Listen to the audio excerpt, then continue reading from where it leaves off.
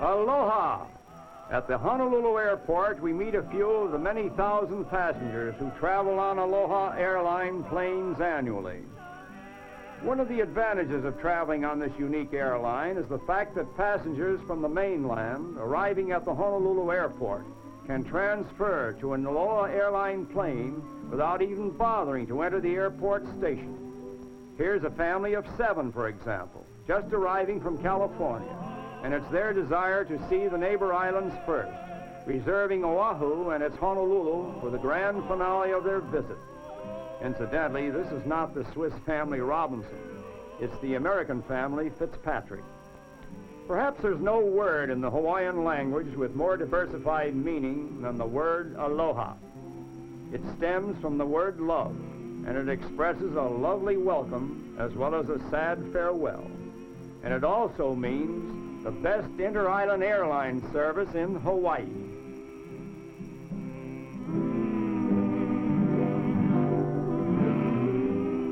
At the time of our visit, the Aloha Airlines specialized in comfortable DC-3 planes, flying reasonably low over its picturesque lanes of travel, so as to permit its passengers to enjoy thrilling vistas of land and sea. Informality is the keynote of Aloha Airlines service, and it is not unusual to find its passengers dressed in local costumes. Aloha Airlines' informal policy is based on the premise that the quickest way to know a place is to know its people. Here is a rather unique device originated and patented by Aloha Airlines, which permits passengers to take pictures through clear atmosphere, thereby eliminating glass hyalation.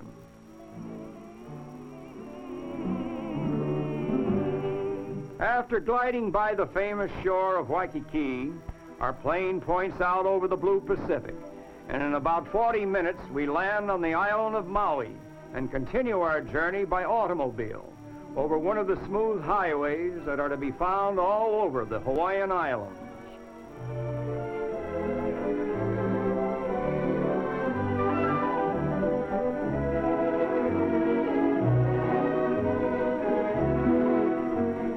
This highway winds its way from sea level to the very rim of Haleakala, one of the world's largest volcanoes, known in Hawaiian folklore as the House of the Sun. Its crater is about 7 miles long and 2 miles wide, and it has been dormant for more than 2 centuries.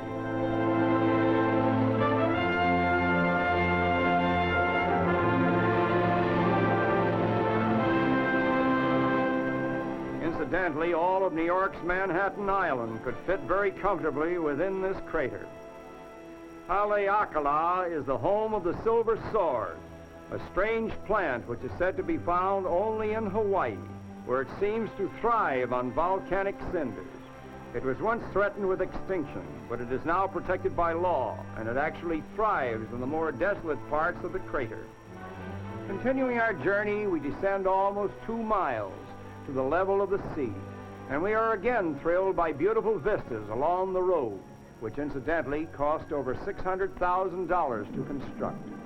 We are now in the little town of Lahaina, where we visit one of the most progressive schools in the Hawaiian Islands. And here's the school band on parade.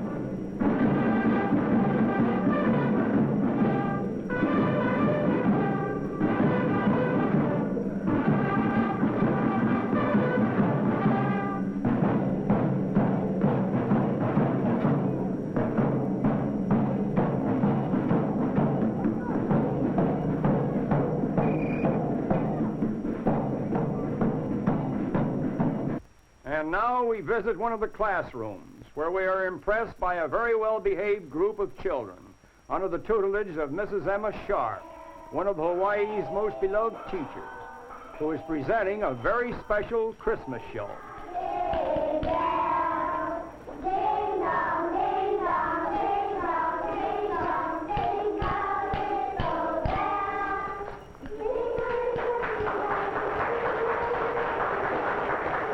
So we say farewell to these happy little school children and drive on to the Maui Palms Hotel, where we plan to spend a few days in rest and relaxation.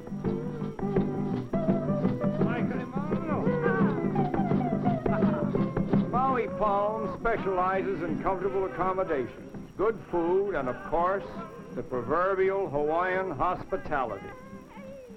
The swimming pool, which is situated just off the main dining room of the hotel, is always a scene of lively activity. And when night descends upon this setting, it forms an appropriate background for typical Hawaiian diversion. On this occasion, it is our good fortune to be entertained by the famous choral and dancing group under the direction of our school teacher friend, Emma Sharp. The favorite number in Emma's diversified repertoire is this so-called organ pipe dance, wherein the sound is made from bamboo sticks pounded against the ground at definite intervals.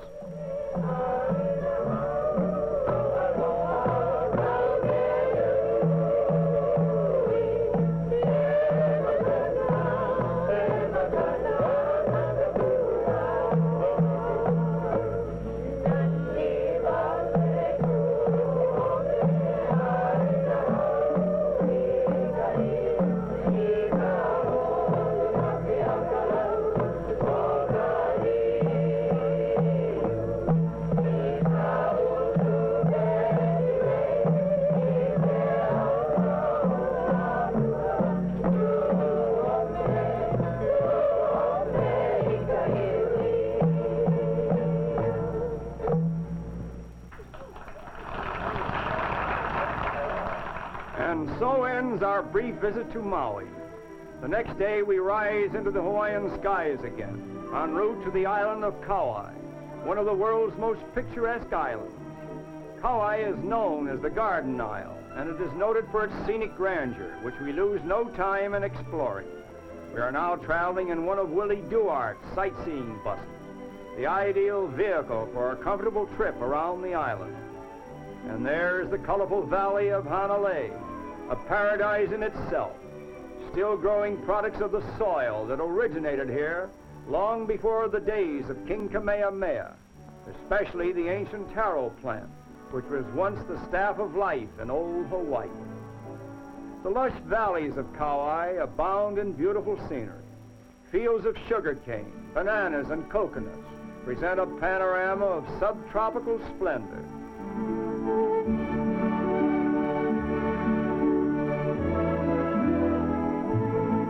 One of the most impressive landmarks along this route is known as the Sleeping Giant, and here you can see its outline in the distant background.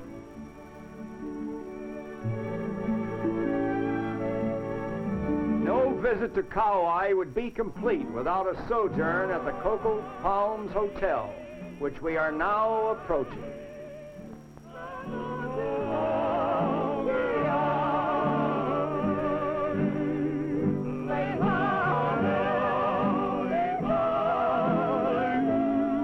Hotel grounds are literally covered with cocoa palms, and at night hundreds of torches are lighted beneath these palms by the traditional torchbearers, who run around the trees at astounding speed as they light the torches.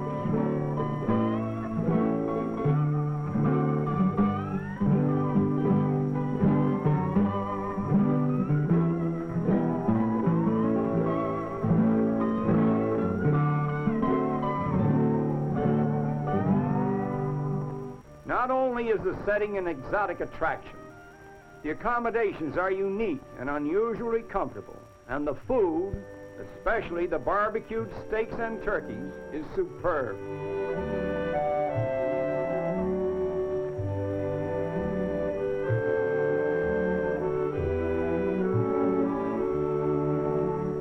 Just across the way from the Coco Palms is a strip of beach that is ideal for bathing.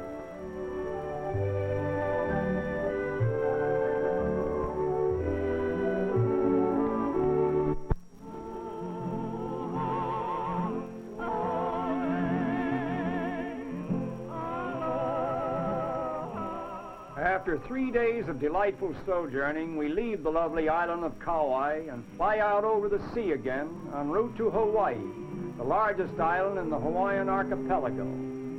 Inside the plane, the incomparable Aloha airline service continues unabated, and we have begun to feel like native Hawaiians. In this tropical utopia, thrilling pictures never cease. The views from the magic camera windows in Aloha airline planes naturally provide a tremendous advantage for ideal photography. We are now flying along the coast of Oahu, which presents some of the most picturesque vistas that this world has to offer. There before us is the famous old landmark known as Diamond Head, the crater of an extinct volcano. The story is told that some British sailors exploring this old crater discovered what they thought were diamonds, which in reality were sparkling olivines formed by the intense heat of molten lava many centuries ago. Nevertheless, the false diamonds gave a name to this old landmark, which will always be Diamond Head. And now we're gliding by that renowned district known as Waikiki, with a strip of beach which has become world famous as a front yard for many of Honolulu's outstanding hotels. And now we're approaching the main entrance to Honolulu Harbor with its famous Aloha Tower. Ordinarily, passengers would disembark in Honolulu, but insofar as we are on a special flight, we will turn southeastward to the grand old island of Hawaii, the largest in the group. We land at Hilo, the principal city, and lose no time in starting our sightseeing tour in a Trade Winds autobus. This is Main Street, and we happen to be here during the Christmas season, which accounts for the street decorations. One of Hilo's favorite tourist attractions is Rainbow Falls.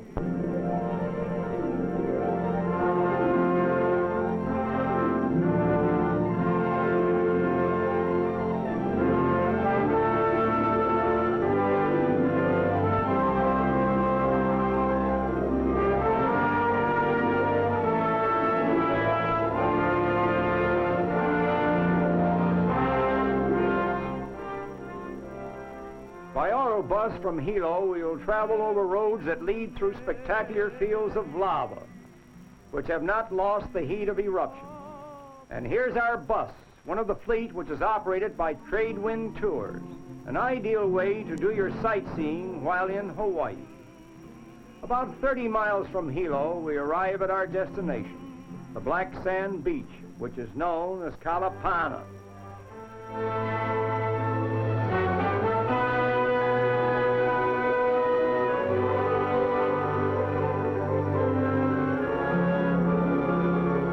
Most of the world's volcanoes are situated within contact distance of the sea, the ultimate receptacle for the molten streams of lava that are belched up through the earth. In this particular instance, the flow created a beach of fine lava sand, which unfolds like an eerie black carpet as we see it here.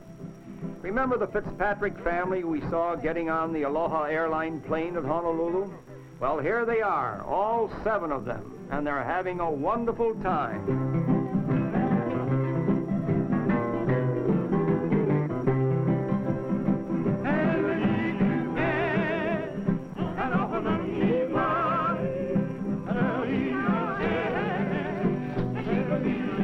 The next day, we drive from the Hilo Hotel to the great volcano fields of Kilauea. Although there was no volcano activity to speak of during the time of our visit, there is always the thrill of expectation when one travels through here. Fortunately, the geologists who have become familiar with the eruptions of these volcanoes have established the safest routes for travel throughout this region. This is the crater of Kilauea, which has been one of the most active of all the Hawaiian volcanoes. The story is told of a young Japanese girl and a Portuguese sailor who were ardently in love with each other, but the girl could not get her parents' consent to marry the sailor. Consequently, these young lovers formulated a suicide pact, and both of them jumped into the pit of this crater. It was necessary to run a cable across the special section where the bodies lay. and the grief-stricken father of the girl was lowered from the cable to the fatal spot, and with the body of his daughter in his arms, he was hoisted back to the rim of the crater. Then he made a second descent and brought up the body of the sailor.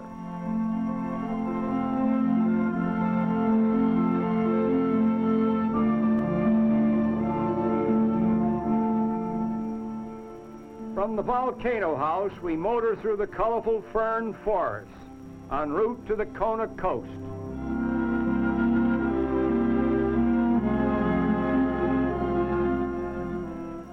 Detouring a little from our route, we pause at a fishing village to watch a native fisherman catching fish after the fashion of old Hawaii.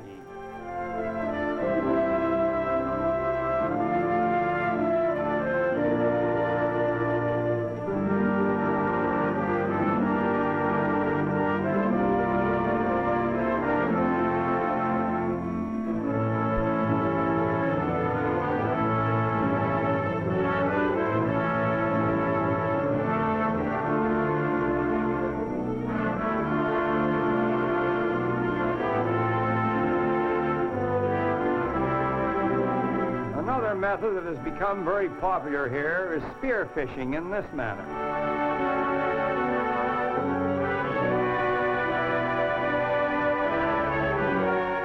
Continuing our journey, we finally arrive on the picturesque Kona coast. Aside from fishing, Kona plays a very important part in the history of Hawaii, for it was here that the ancient kings and queens made their headquarters. And not the least of these was the great Kamehameha himself. The little town of Kilauea has become a popular vacation resort and tourist shopping center.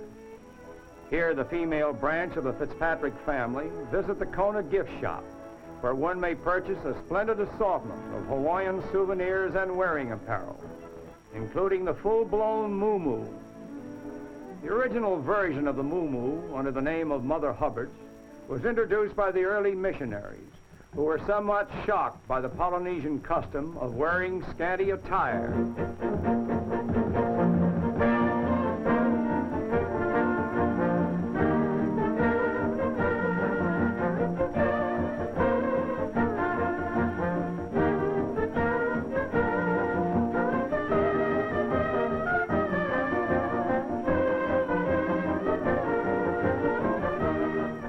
The attractive young lady who operates this shop is Barbara Thurston, one of the most successful stylists in the Hawaiian Islands. And now behold the transformation. The Fitzpatricks have become native Hawaiians, and they will no longer answer to the name of Malahini, or newcomer. Henceforth, they are Kamainas, or old-timers. At the Kona Palms Hotel, we enjoy a plunge into the ever-popular swimming pool.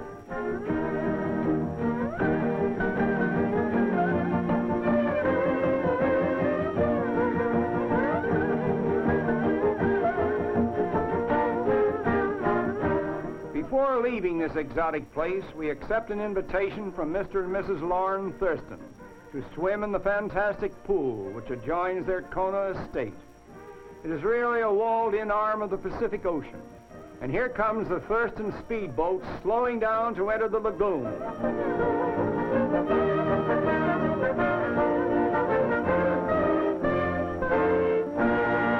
But now the time has come for us to bring our family sojourn in Hawaii to a conclusion.